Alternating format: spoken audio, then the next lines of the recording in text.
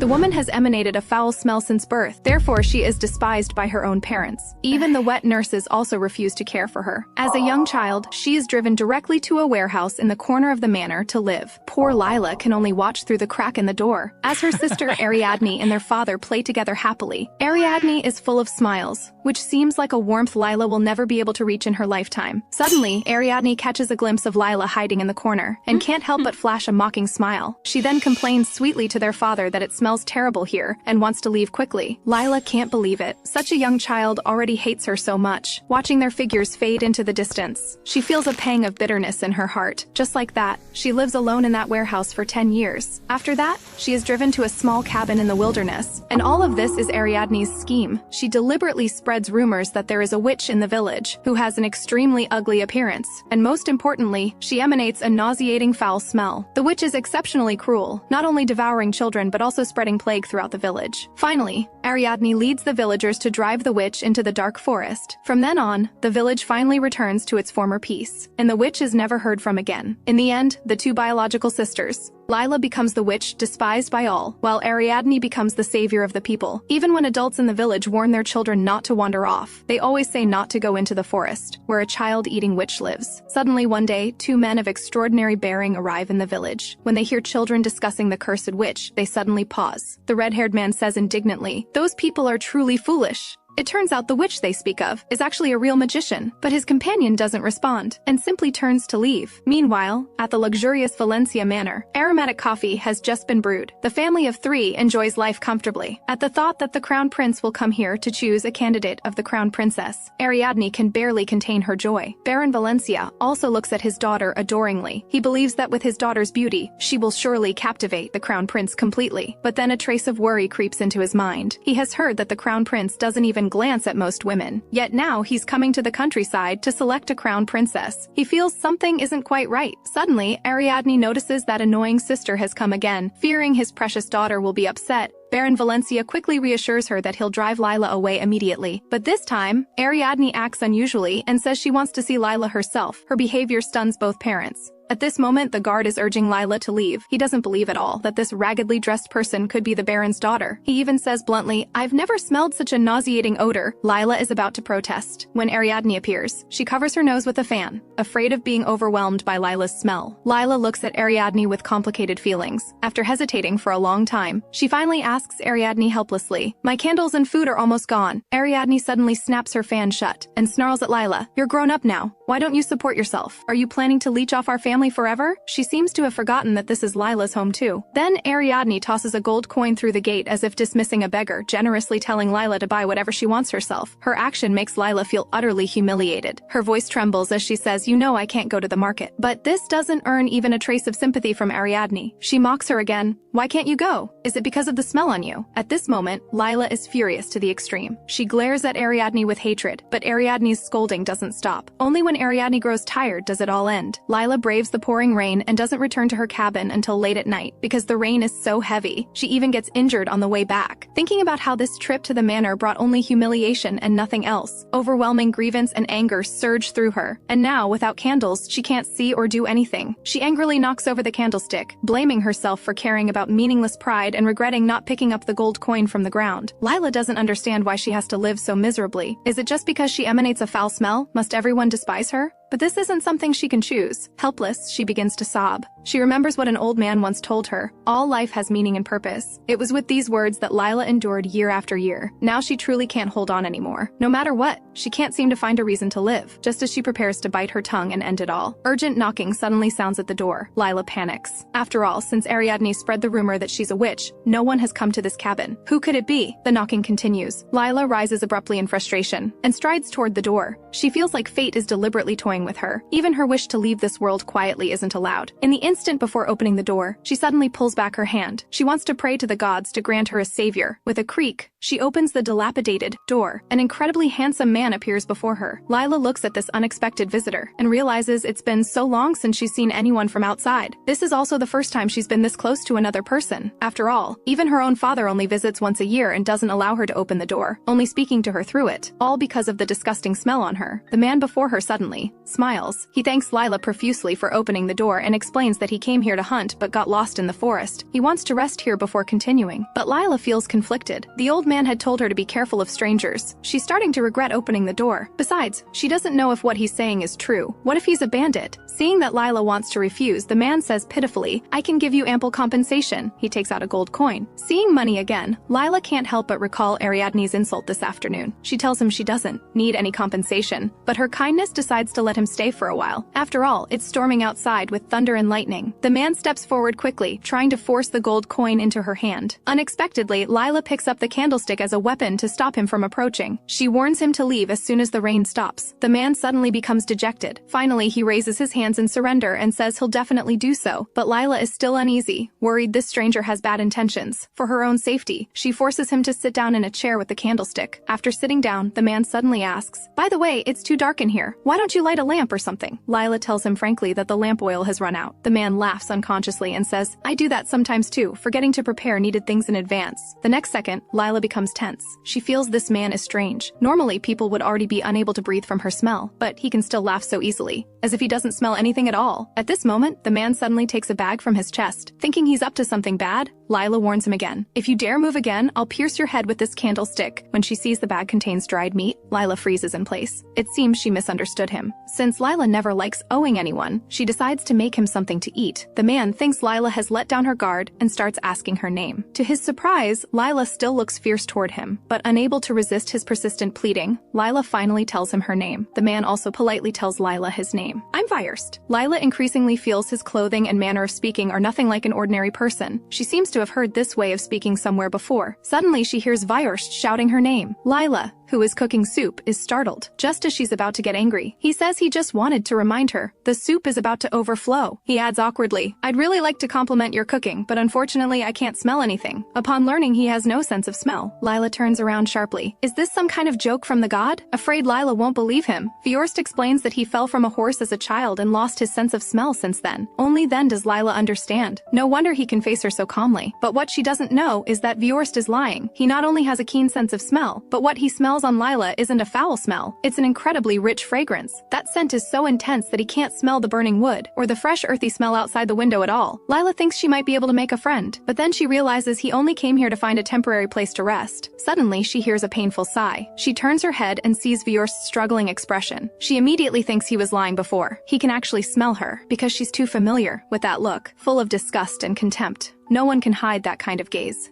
Seeing her frown, Viost lies again, claiming his wound just reopened. But Leila doesn't believe him. Just leave as soon as the rain stops. Viost becomes frustrated, but then starts trembling again. He can't resist the temptation of her fragrance at all. Right now, he really wants to bite Leila's neck, but his ingrained upbringing doesn't allow him to do so. Only after the rain stops does Viost suddenly stand up. He politely bids Leila farewell, but Leila remains cold, not even giving him eye contact. Before leaving, Viost suddenly turns back gently and softly calls Leila's name. His goodbye carries an inexplicable warmth. After he completely leaves, Leila feels relieved. She can't help but guess that Viost's goodbye was probably just a polite formality. After leaving the cabin, Viost arrives at the Valencia manor. The Valencia family has prepared an extremely lavish banquet for him, but Viost absent-mindedly taps his soup spoon, which frightens Baron Valencia, who thinks his hospitality has been inadequate somehow. Viost says the food is delicious. Hearing the compliment, Baron Valencia beams with joy, unaware that Viost's small talk is meant to extract the information. "I got lost in the forest yesterday and found a small cabin. Do you know who lives there?" Baron Valencia lies without changing expression. "That forest is vast. I'm not quite sure what's in there, but Viost is extremely clever." He doesn't believe Baron Valencia at all. His hand, swirling the wine glass, unconsciously tightens its grip. Seeing the Crown Prince seems angry, Baron Valencia panics. Ariadne on the side also seems unable to keep her composure. Even though her father tries to stop her, it's already too late. In fact, the cabin is inhabited by a cursed witch. She emanates a terrible foul smell and even curses people. Hearing this, Viost deliberately shows a surprised expression, but Baron Valencia still looks tense, afraid his daughter will speak carelessly and cause trouble. Ariadne also thoughtfully reminds Viost not to approach the cabin, as the foul smell can harm people. Though Viost still smiles as usual on the surface, he actually finds her words utterly absurd. Leila clearly emanates an incomparable fragrance. He can't help but recall the first time he smelled that fragrance. That smell made him irresistibly want to get closer, uncontrollably pursuing it. Even the most exotic floral fragrance in the world isn't enough to describe describe it. That wisp of fragrance awakened the desire in his bones, almost turning him into a beast in heat. Looking at the abundant dinner before him, he thinks again of the cabbage soup Leila made for him. How poor must Leila be to fill her stomach with such food? Suddenly he notices something odd. He remembers Leila was holding a candlestick. Candles are very precious, and in this area, only the Valencia family and some wealthy merchants can afford them. Yet that dilapidated cabin has a candlestick holder. Thinking this way, Viost suspects Leila absolutely has a connection to the Valencia family. His gaze suddenly becomes unfathomable. When Ariadne looks at him, he glances at her coldly. Then a smile immediately returns to his face. Misinterpreting his expression, Ariadne looks bashful, unaware of how much Viost wishes the person sitting beside him were Leila. After the banquet ends, Ariadne personally escorts Viost back to his room. Viost looks at the woman beside him with contempt, full of disdain. As expected, the tactics used by lower nobility are so crude. It turns out Baron Valencia specifically had Ariadne escort him to his room, aiming to create an opportunity for her to get close to him. But Viost isn't someone easily tempted. Suddenly, Ariadne pretends to stumble and falls into his arms. She takes the opportunity to hold his arm. Viost simply thinks this woman is utterly foolish. He quickly pushes Ariadne away. Only then does he notice she looks somewhat similar to Leila, but this doesn't earn her even a trace of his favor. Unexpectedly, Ariadne throws herself into his arms again. "Your Highness, please allow me to escort you to my room instead." This time, Viost pushes her away forcefully. Ariadne can't believe he won't give her any face at all, but seeing his beast-like eyes, she's frightened and can't help but step back. Ariadne tries to win one more chance to spend the night with him, but she hears Viost's cold refusal. "I'm accustomed to sleeping alone." Ariadne is unwilling to give up now, but even though she tries her best to make him stay, Viost doesn't look back. From the beginning, he hasn't liked it here. He dislikes that woman, dislikes Baron Valencia, and even dislikes this manor. What he needs most is that fragrance. Somehow he gets angrier and angrier. With a bang, he kicks the door open. His attendant Suri jumps in fright and quickly stands up to serve. But Viost is still very annoyed. "I didn't know your dream was to become a stage actor." Suri is extremely embarrassed, but still says respectfully, "My greatest dream is to become a capable head attendant after you become Emperor, serving you devotedly, Your Highness." The next second, Viost directly asks how much money he took. 500 shillings. Viost didn't expect Suri would sell him out for so little. It turns out Baron Valencia had bribed Suri beforehand to help create an opportunity for Ariadne to be alone with the Crown Prince. In the end, Viost doesn't get truly angry and then instructs Suri to investigate the witch matter. When learning he's already been to the cabin, Suri looks worried. "Although those rumors are false, Your Highness, must you go out of your way to get so close to her?" But Viost doesn't care at all and still insists that Suri investigate. Suri thinks that since the witch is so famous, she must be a very powerful magician. Suddenly Viost tells Suri to prepare some candles, but the gossipy Suri insists on asking what he needs candles for. It makes Viost irritably run his fingers through his hair. "If I sell you off, will you be able to shut your mouth?" Only then does Suri quietly bow and retreat. Viost guesses that Leila must have been rejected by people back then, which is why she acts fierce like an abandoned stray cat. But her background is truly pitiful. Viost forms a new plan in his mind. Meanwhile, Leila is preparing to bathe, although the pond water is cold. To make the smell on her body a bit lighter, Leila forces herself to soak for a full 3 hours, because she wants to go out and buy some things. But with her current condition, she absolutely doesn't dare go to the market. Thinking of Ariadne's sharp and harsh face, Leila seethes with hatred. She never wants to throw away her dignity to beg from Ariadne again. Somehow, Viost's image unconsciously appears in her mind. He's truly special. Facing her in such a wretched state,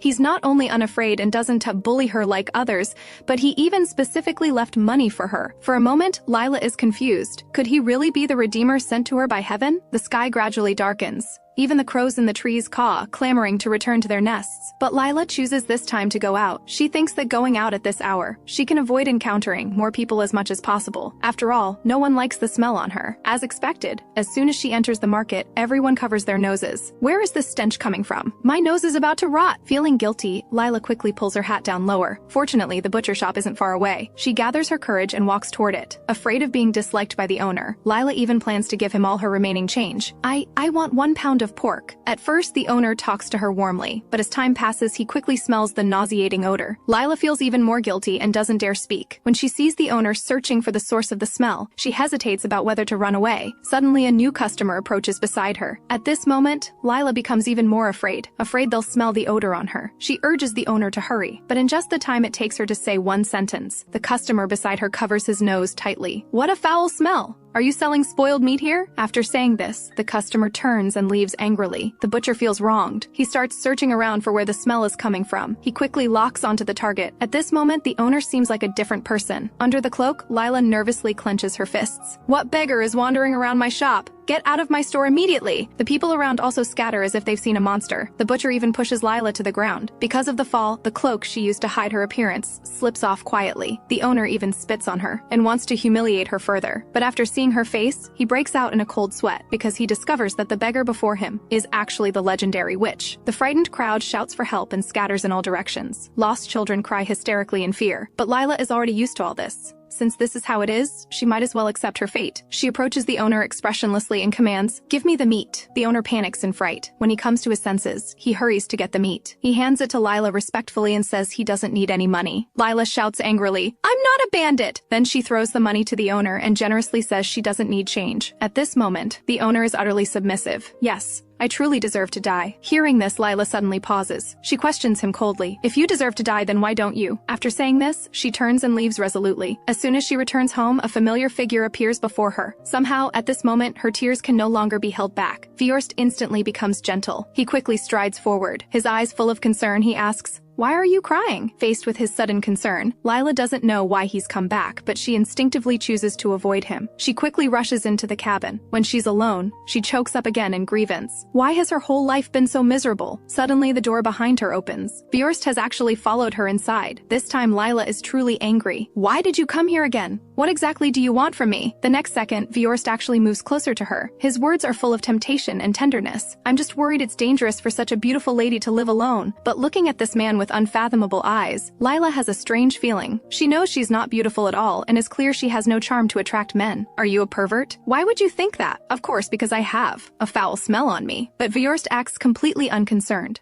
Suddenly, he remembers he specifically brought a gift today, so he quickly takes out an entire sack of candles. As he speaks, he immediately lights the candles. The room suddenly brightens up, which makes Leila inexplicably feel better. At this moment, Viost has a mischievous smile because these candles were all scavenged from the Valencia manor. Baron Valencia might have to eat in the dark tonight, but that's none of his concern. Afraid Leila will feel embarrassed to accept these, Viost explains it's to repay her kindness. "It was pouring rain, and it was my first time in this place. I didn't know the way. If you hadn't let me come in to take shelter, I might have frozen to death in the forest. You even thoughtfully made hot soup to warm me up. I still can't forget that soup." Leila feels a bit embarrassed by his praise, but still thinks these candles are really too many. Knowing Leila doesn't like owing anyone, Viost tells Leila to give him the strawberries, and deliberately says these strawberries look delicious. Leila finds it unbelievable. After all, these strawberries were picked by her and aren't worth much. When learning the strawberries were picked by Leila from the wild, Viost says frankly she's truly adorable. Though meant as a compliment, this completely angers Leila. At this moment, Viost finally understands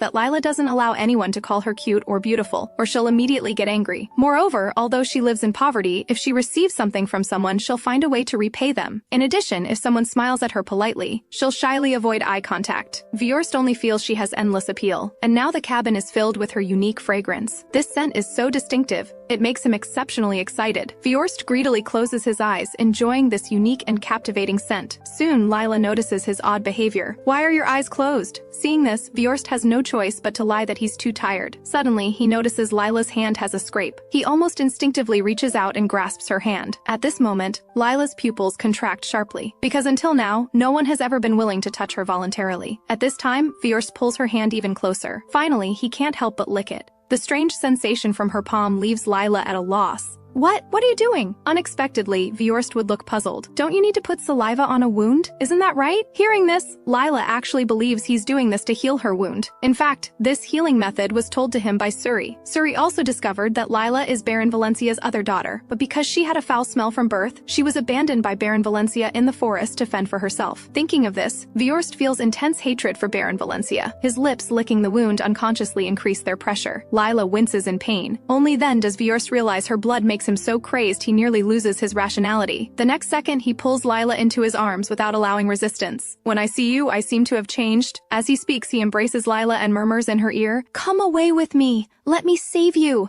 Let me free you from this damned gutter." Such a promise makes Leila extremely panicked. She clearly remembers the first day she came to the cabin. The unfamiliar environment kept her awake for a long time. The terrifying thunder made her unable to stop being afraid. At that time, she suddenly realized that whether in the past or now, she has to learn to face things alone. So even if someone appears now who actively cares about her wounds and empathizes with her pain, what of it? Although when everyone else despised her. Viost never thought she was dirty and even held her hand while talking. But this is very likely because he can't smell anything himself. Leila doesn't believe anyone would truly want to get close to her. So when Viost tries to get close again, she uses all her strength to push him away. Not understanding why, Viost freezes in place. You can't save me, because I don't live in a place like a gutter. I myself am a gutter-like existence. These words leave Viost silent for a moment. The hope in Leila's eyes gradually fades, looking at the candles Viost brought on the table. It would be false to say she's not moved, but she truly doesn't know how to accept gifts from others. Long-term abuse has made Leila forget how to interact with people. Faced with Leila in this state, Viost can only take his leave first. Before leaving, he says he'll come to see her again. Leila can't understand why he always wants to see her. Does he, like the old man, think she's pitiful? For the first time, she has a different feeling in her heart, but poor her doesn't even have anyone to confide in. The next day, as dawn breaks, Leila sits alone in the cabin in a daze. Viost arrives as promised. He skillfully sits across from her and smiles as he greets her. Leila is so shocked that she stammers only, "You brought too many candles yesterday." Viost knows Leila will definitely want to repay him again. As expected, the next second she says, "You can have anything you want, as long as I can do it," seeing her so serious. Viost just thinks she's truly adorable. He should perhaps really think carefully about what he wants. On the other side, the villagers are banding together to cause trouble. They go directly to find Baron Valencia and demand he find a way to drive the witch away. Only then does Baron Valencia learn that Leila went to the market and caused trouble again. At this moment, the butcher is extremely aggrieved because Leila visited his shop, and now he has no customers at all. The cunning Baron Valencia quickly expresses deep regret for his misfortune, but the villagers won't let it go so easily. They've already heard that a few days ago, the witch came to the Valencia manor and claimed to be Baron Valencia's daughter, and they've heard this rumor before. Hearing this, Baron Valencia immediately panics. What should he do? If people know Leila is his daughter, they'll surely leave his domain, and the consequences would be unthinkable. Fortunately, Ariadne appears in time. She clasps her hands tightly together, appearing very aggrieved yet still polite. "First, I must apologize to you." Then she tearfully explains to everyone that the witch suddenly came to the manor and spoke nonsense. They're truly in a difficult position because they can't control the witch's sudden behavior. Then she further slanders the witch, saying she has mental problems. Hearing this news, the villagers become even more afraid. Seeing the time is right, Ariadne quickly says the Valencia family can hire the most powerful magician from the capital to help, but the fee will be quite high. Then she generously states, "For the safety of our domain, our family doesn't mind how much money we spend." Her impassioned speech moves everyone present. The Valencia manor quickly returns to its former calm. Watching the villagers' departing figures, Ariadne smiles brightly, but her father is full of worry. He asks Ariadne what she meant by what she just said. The next second, Ariadne shows a vicious expression. "It seems we need to eliminate Leila completely." Baron Valencia becomes anxious. After all, Leila is his own flesh and blood, but Ariadne doesn't back down at all. She even blames her father for giving her such a sister. At this moment, Baron Valencia finally understands that Ariadne can no longer tolerate Leila. He knows this daughter too well. Although Ariadne is beautiful, when she was very young, she already showed a cruel side. Even though she respects him now, she still makes him feel fear deep in his heart. Just as he's struggling with what to do, a servant suddenly reports that the Crown Prince's attendant is looking for him. Baron Valencia immediately perks up. He hurries to the drawing room. Suri frankly states that the Crown Prince has chosen Baron Valencia's daughter as a candidate for the Crown Princess. Hearing this, Baron Valencia can't stop grinning.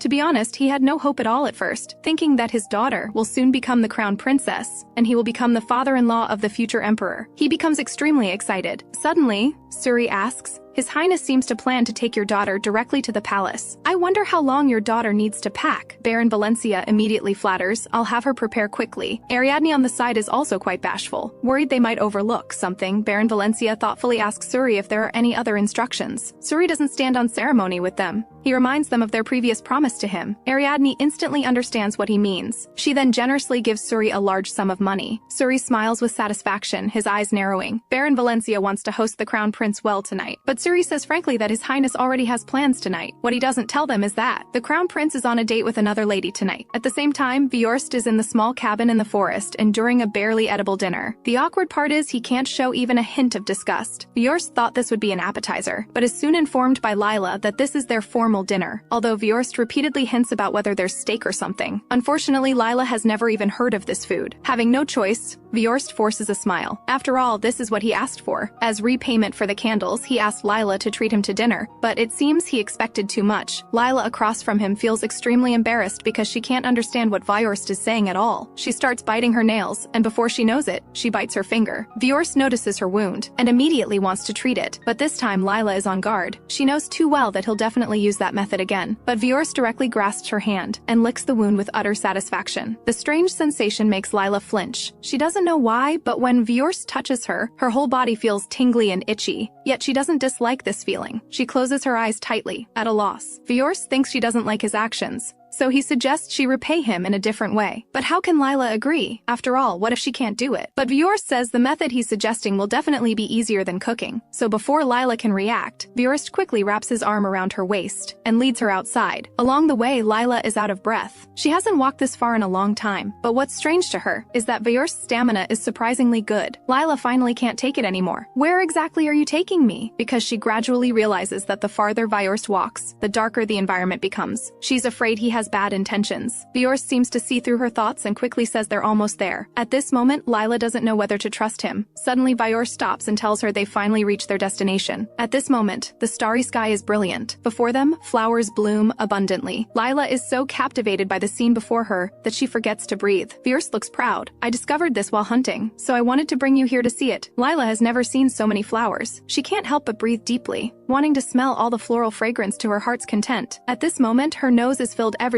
with rich floral fragrance. She excitedly wants to share with Viost, but he just thinks she's incredibly adorable right now. The floral fragrance Leila speaks of, Viost can't smell at all, because the fragrance on her has covered everything. This scent is filled with deadly temptation. Viost only feels increasingly thirsty. He longs to have Leila, to have all of her. At this time, Leila suddenly stands up. She hurriedly smooths her skirt and thanks him gratefully. Although the things I do with you are all things I've never done before, which makes me a bit flustered, I also feel it's magical and happy. And this isn't me repaying you, it's me receiving something from you. I'll try to prepare something proper again. After saying this, she shyly turns and leaves, leaving Viost alone in a daze. He thinks Leila like this is absolutely adorable. Later, Suri doesn't understand why His Highness plans to marry that witch as the crown princess. He gathers his courage to persuade. Your Highness, it's not too late. I think you should change your mind and return to the palace quickly. If you want to counter His Majesty's pressure, you shouldn't be looking for this kind of country baron, but an influential family from the capital. But Viost can't listen at all. His mind is full of Leila right now. Even just seeing a pot of flowers on the table makes him think of that captivating fragrance on her. He wants to have Leila completely. Viost suddenly reaches out and crushes the flowers on the table to pieces. Then he makes his final decision. He orders Suri to tell Baron Valencia that he wants to take the daughter he abandoned back to the palace.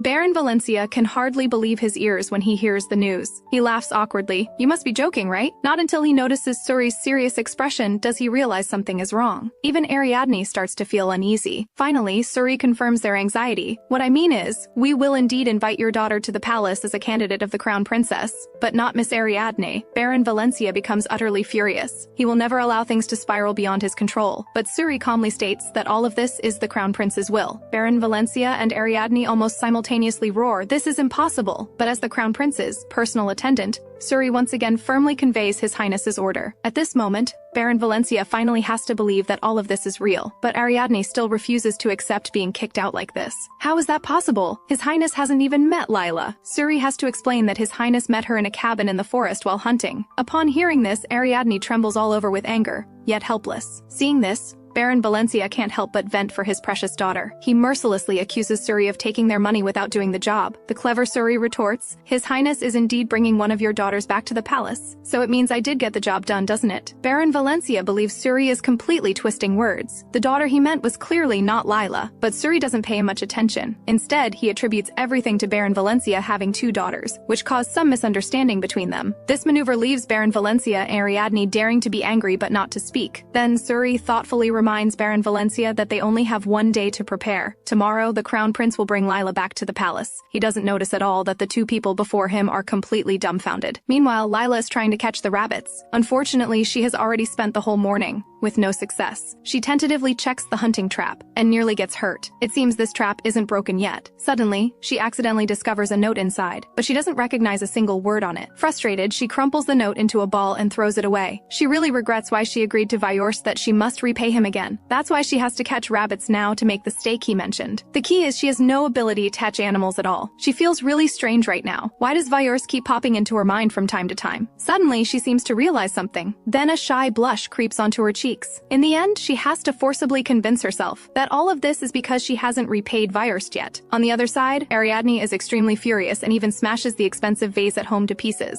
Why am I not the crown princess candidate? As she speaks, she stomps hard on the vase again. Baron Valencia feels distressed and advises her not to be angry, but Ariadne won't listen at all. At this moment, Baron Valencia is also helpless. Ariadne can't help but frown. She pressures her father, asking if he's afraid that Leila will become the crown princess. Then she viciously warns her father. If Leila really becomes the crown princess, then our entire family will be wiped out. Baron Valencia is startled and doesn't understand what Ariadne means. Ariadne explains that once the identity of the witch is exposed, Leila will definitely be deposed. Then the royal family will certainly investigate who pushed her into the crown princess position. Hearing this, Baron Valencia instantly falls into panic. He thinks Ariadne's consideration seems very reasonable, but right now he's completely at a loss. So he hurriedly asks Ariadne if she has any good ideas. Ariadne seems to have prepared in advance. She orders her father to immediately gather the villagers to hunt the witch. This time, she wants to completely kill Leila, that big trouble. What she can't have, she won't allow others to have either. Soon, the villagers come to Leila's dwelling in the dead of night, brandishing torches. Everything around is eerie and terrifying. The torches in the villagers' hands crackle. The unusual sounds outside quickly catch Leila's attention. At this moment, she's making delicious food, wanting to repay Viost who helped her before. Smart as she is, she quickly realizes those people are coming to take her life. But for some reason, she feels quite calm inside. She just mutters, "If I'm burned to death, it should be very hot, right?" Because among the items previously sent from the Valencia Manor, there was a picture book depicting a witch being burned alive. Although she's always felt that living has no meaning, she's still afraid of pain. It's just a pity that Viost won't get to eat the decent meal she specially made for him. Although her hunting failed, she stewed all the meat she'd saved before. It seems no one will eat it now. In the end, Leila still opens the door and walks out. Perhaps this is the last moment of her life, but why does she think of Viost? The butcher feels that what they're doing seems a bit cruel. After all, it is a living life. But others bluntly say that Leila is an evil witch, and eliminating her early is good for everyone. Soon they arrive at Leila's doorstep, but no one dares to rush in first. Leila, however, actively walks over at this moment. The leading man roars, "Witch, we're here to kill you today." Leila helplessly pleads, "Can you go back first and kill me next time?" But how could they be willing to let it go? The man says he can't endure even one more day. Leila can't help but ask back, "What can't you endure? What exactly have you endured?" The crowd simply can't answer, and they retreat in fear. Leila continues to question them loudly. "What exactly have I done wrong? Have you seen me eat children with your own eyes? Or have I really spread plague? Or has anyone really died from my curse?" The villagers are left speechless by her questions. Leila stands there all alone, facing all the storms by herself. The man suddenly feels a trace of disdain. "Because you're still alive. You live in this world, emitting a foul smell and living among us. That is your greatest sin." Hearing this, Leila can't help but sneer. She knows very well that her situation is extremely dangerous right now. But thinking that she hasn't repaid Viost yet, she turns back, "Come back next time. In a few days, I will die at your hands." But the man thinks she wants to escape and deliberately mocks her not to dream about going to the Valencia Manor to find her so-called father. Leila's heart suddenly jumps. She doesn't understand what he means. The man reveals the truth. "What I mean is, Baron Valencia has finally allowed us to come and subjugate you." Leila can hardly believe her ears. Her own biological father actually wants to eliminate her. Tears well up and blur her vision. At this moment, her heart seems to be tearing apart with pain. Having not seen her father for so long, she can't even imagine his face now. Even the always strong her almost falls because of this. The villagers' emotions reach a climax at this moment, shouting, "Now is our chance! Burn the witch! Kill her!" At this moment, Leila's head is about to explode with pain.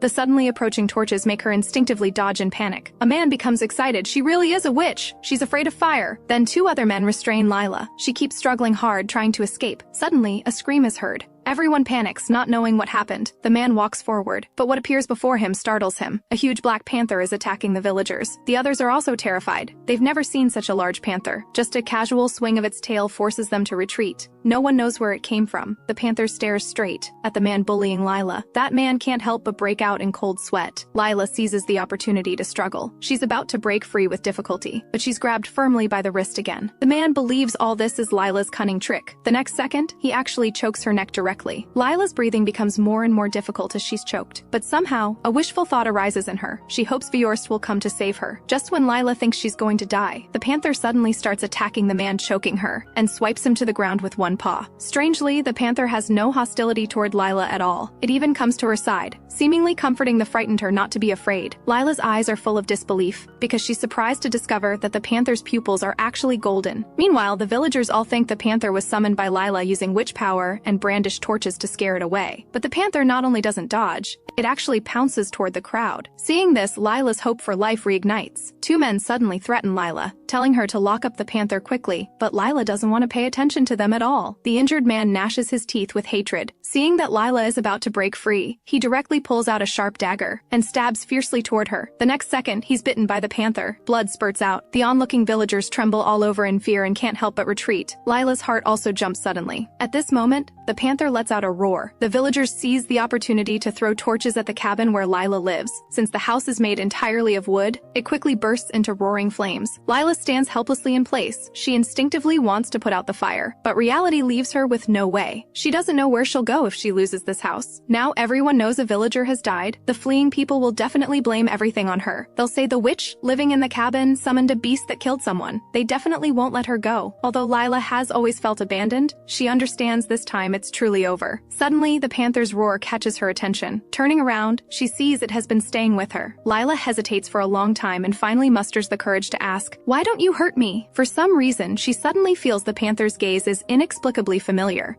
She seems to have seen the eyes somewhere before. Suddenly, the house collapses. She hurriedly shouts that it's dangerous here, wanting to warn the beast to leave quickly, but the panther has already disappeared without a trace. At this moment, Leila can't help but mutter softly, "This is the first time someone has been on my side besides the old man, even though it's just a beast." Now she's alone again, inevitably feeling some melancholy. After burning through the night, the cabin has turned into a pile of ashes. Leila sits on the ground all alone like this for the entire night. She doesn't notice at all that Viost has come behind her, until he asks her what happened. Leila tells him everything. Seeing that she's not injured, Viost is greatly relieved. But Leila at this moment thinks of the delicious food she made for him before. Instantly, a trace of sadness wells up in her heart. Viost thinks she's sad because she has no home anymore. He glances at Lila's burned-down house. Suddenly, he suggests taking Leila with him. Unexpectedly, Leila doesn't appreciate it at all and even roars at him furiously, "Why should I go with you?" Then she runs off with a whoosh. She's going to the Valencia manor to get answers. Why does her father want her dead? Viost is worried about Leila, so he keeps following behind her and won't leave. But Leila warns him not to follow her anymore, because she's going to her parents' home now. Viost deliberately plays dumb, so your parents are still alive. Then I'll watch you go in and leave. Leila doesn't want to say more and continues walking forward, because she's afraid she'll become dependent on him. But somehow, the scene of Viost helping her heal keeps flashing in her mind. Her heartbeat inexplicably starts to accelerate. She forces herself to wake up and stop thinking wildly. All of this is just her own wishful thinking. Soon she arrives outside the gate of the Valencia manor. The stench on her body disgusts the guard. He yells at Leila to get lost immediately, but this time, Leila doesn't retreat a single step. Instead, she bravely keeps moving forward, determined to face everything. "I order you to bring Baron Valencia here immediately." The guard thinks she's about to summon a beast and trembles in fear, shrinking into a ball. Just as he doesn't know what to do, Baron Valencia hurriedly arrives. Afraid that the guard will learn Leila is his daughter, Baron Valencia becomes incoherent.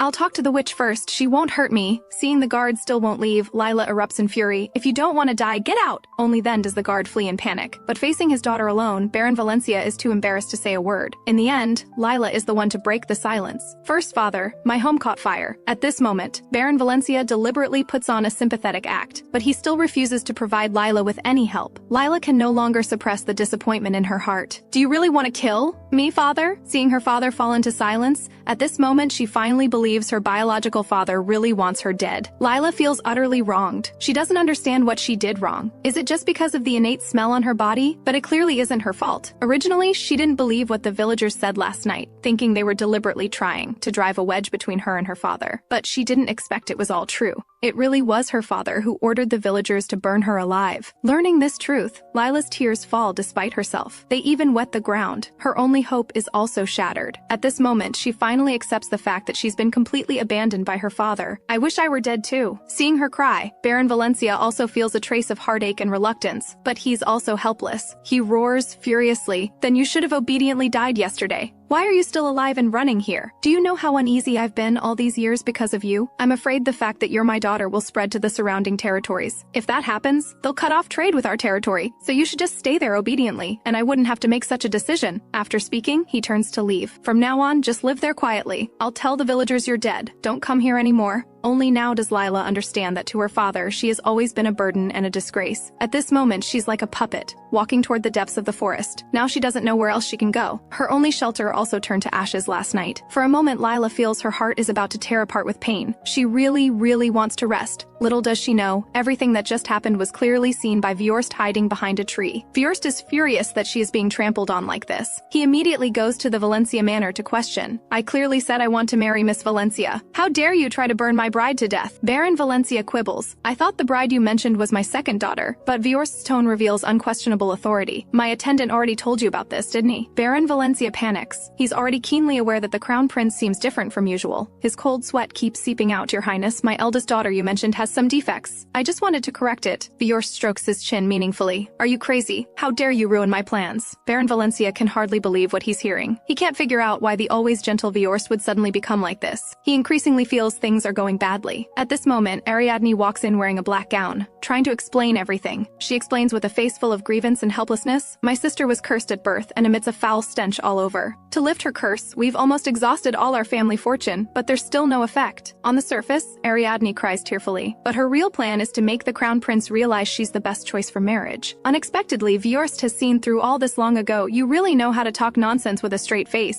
Your expensive gown doesn't look at all like you've exhausted your family fortune. Ariadne really didn't expect him to react this way. Her heart skips a beat. Then she starts to quibble again. My sister is a witch. This is something everyone knows. Little does she know these words have completely ignited the burning fury in Viost's heart. You actually deceived me. Your behavior is simply contempt for the royal family's dignity. At this moment, Viost is like a fierce panther, as if he'll devour Ariadne and Baron Valencia alive any minute. Seeing this, Baron Valencia falls to his knees with a thud, begging for mercy. But Viost directly announces the stripping of his baron title. But how could the greedy Ariadne and Baron Valencia accept this? Just as Viost is about to leave, Ariadne quickly grabs his arm. Your Highness, please forgive us. For a moment, Viost only feels utterly disgusted. In a flash, he draws a sharp sword and instantly severs Ariadne's hand. The intense pain distorts her entire face. Baron Valencia watches the splattering blood, too terrified to speak, but Viost expressionlessly touches the arm that was grabbed. Then he orders Suri to burn down the Valencia manor. Baron Valencia is instantly dumbstruck, because this means the Valencia manor will completely disappear from this world. How he wishes this is a terrible nightmare. But the roaring flames rising in the manor constantly remind him this is an undeniable fact. Meanwhile, Leila also returns to the forest. Utterly desperate, she no longer wants to live like this, just barely surviving. So she comes to a pond, slowly closes her eyes, and prepares to let herself sleep here forever. She thought she could finally escape this hellish life, but just as she's about to lose consciousness, she's inexplicably pulled up by a force. Opening her eyes, she discovers it's Viost. She can no longer suppress her collapsing emotions. She cries, as if to vent all the anger and grievances of these years. What are you doing? Why can't I even die? But the always proud Viost now lowers his head, his eyes full of heartache and helplessness. Are you going to leave me behind and go alone? Then he grips her hands tightly. No matter how she struggles,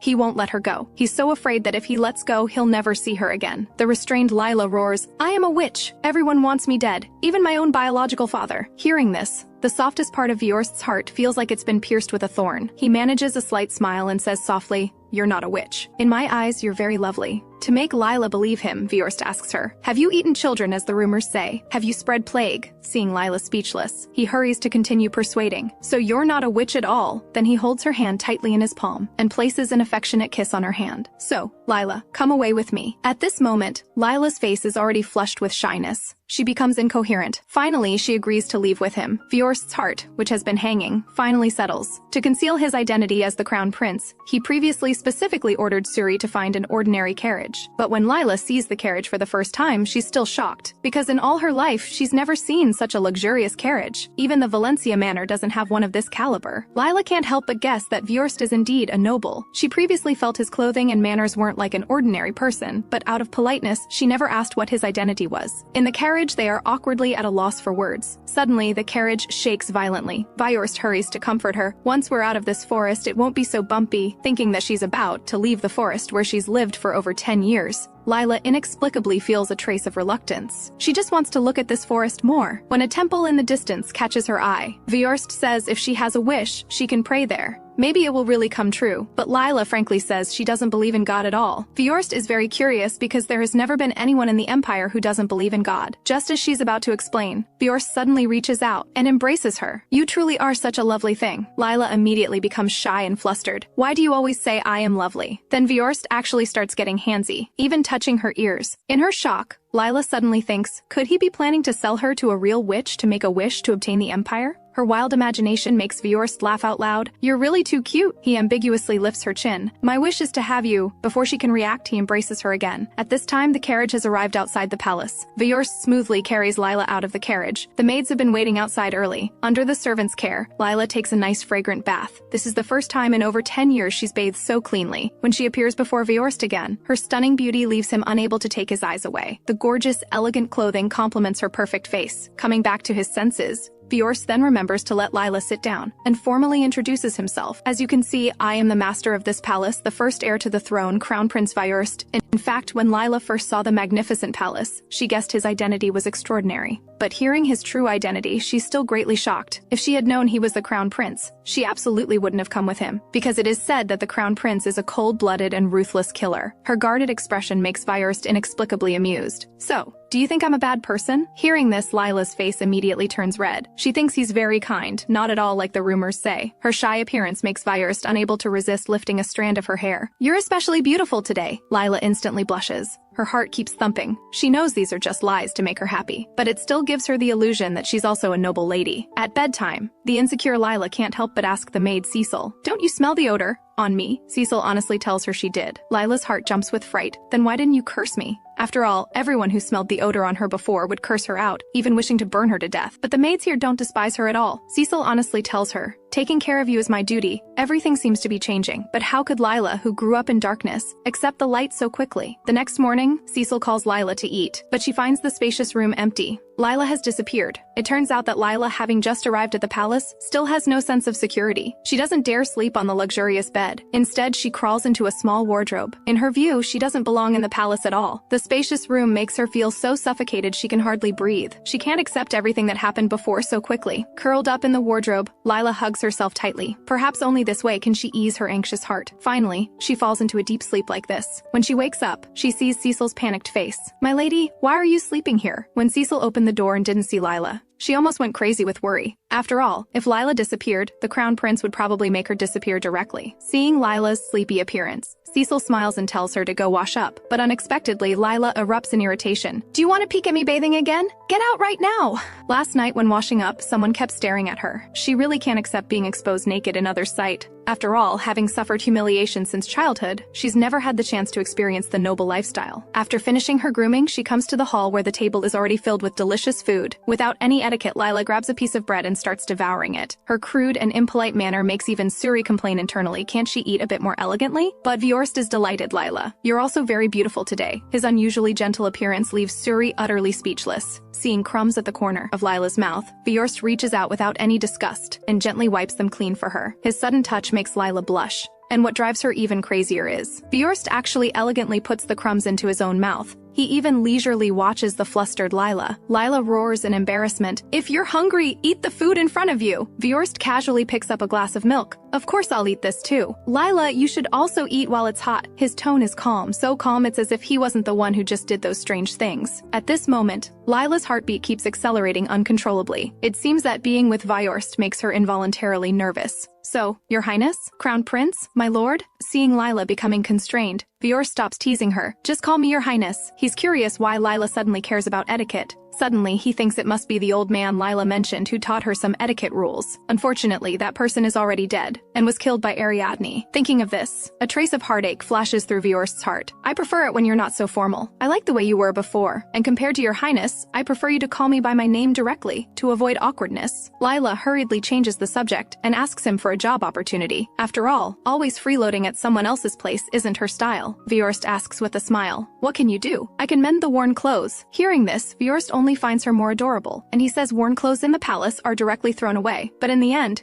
he still gives Leila a job as a librarian. Leila is overjoyed. Now she can finally support herself. Cecil tells her this library belongs to the Crown Prince alone. When he was young, he often read books inside. But for some reason, one day he stopped coming here. Only then does Leila carefully observe this library. The books inside are a dazzling array. She suddenly realizes that over time, won't it expose that she can't read? Just as she's troubled, a figure suddenly flashes before her eyes. That person seems to be Viost. But why is his hair white? In fact, what Leila saw was Viost's uncle. He came to the palace this time to persuade Viost to expel Leila from the palace. Hearing this, Viost is furious. Why did you go see Leila without my permission? And I won't allow anyone to lay a finger on her. Then he has his uncle forcibly escorted away. At this moment, his fiancée also comes to settle accounts with him. As the daughter of a count's family, the future crown princess, Elizabeth will never allow Viost to bring another woman back. So she speaks to Viost with full sarcasm. I heard that woman reeks of foul smell. Your Highness, you'd better be careful not to catch some disease. Hearing this, Viost immediately feels displeased. We're only engaged, and I didn't expect you to still be so stupid. Elizabeth clenches her fists in anger. She's never been insulted like this before. Your Highness, isn't that too much? But Viost suddenly shows a mocking smile. Not too much at all. After all, I'm the Crown Prince. No matter who I bring back or what decisions I make, you can only bow your heads and listen. This one sentence silences Elizabeth, but Viost won't let her off so easily. He then mocks her. You don't look well. You'd better hurry home. And he warns Elizabeth not to leave her manor before the engagement ceremony. Finally, he sends her home in a shabby carriage. Elizabeth gnashes her teeth in anger. Suddenly, she has other ideas. She wants to see what kind of person the Crown Prince specifically brought back. Unexpectedly, just arriving at the library, still some distance from Leila, Elizabeth is already disgusted by her smell. What a stench! I really don't know how His Highness likes a woman like you. Leila looks at the strange woman before her, feeling very uneasy, because she sees again that familiar contemptuous and disgusted look. Leila musters courage to ask her intention, but what she gets is Elizabeth's merciless mockery. I'm the Crown Prince's fiancée. You're the woman he brought from the village, right? To His Highness. Someone like you is just a temporary plaything for amusement. For a moment, Leila only feels very angry, but she doesn't know why her anger is mixed with some grievance. Since Viost already has such a beautiful fiancé, why does he still mess with her, help her, and bring her to the palace to care for her meticulously? Does he really just treat her as a plaything? Will he abandon her once the novelty wears off? Leila refuses to accept this. She wants to figure it all out. Then do you love him? Hearing this question, Elizabeth laughs out loud. Of course not. What I value most is just the future empress position. At this moment, Leila finally explodes. She won't allow anyone to use Viost like this. She quickly steps forward and fiercely pushes Elizabeth to the ground. You don't love him and want to use him. You're a bad woman. Elizabeth has never been treated like this before. Furious, she immediately calls the guards to teach Leila a lesson. Suddenly, she remembers the Crown Prince's warning to her. He told her not to leave home before the engagement. Elizabeth instantly realizes now is not the best time to act. Only then does she reluctantly choose to leave. But Leila's anger still has nowhere to vent. She slams the door open with a bang, eager to find Viost. However, there's no sign of him in the hall. Cecil has never seen her like this before. She is so scared that she dares not even breathe, so Leila has to search by herself. She must tell Viost that his fiancé doesn't love him at all and wants to use him. Just then, Leila suddenly hears several maids chatting. Do you think that woman will become the crown princess? How is that possible? I've never smelled such a foul odor in my entire life. Someone like her with no money and no looks, I always thought she was a beggar. One of the maids suddenly smells that familiar stench. Could their conversation just now have been heard by that woman? She hurries outside to check, but the hall is empty with no one there. It turns out Leila had already left. At dinner time, Leila has no appetite at all. Viost notices something is wrong, Leila. What's wrong? But she still won't look up and speak. Viost guesses something must have happened today.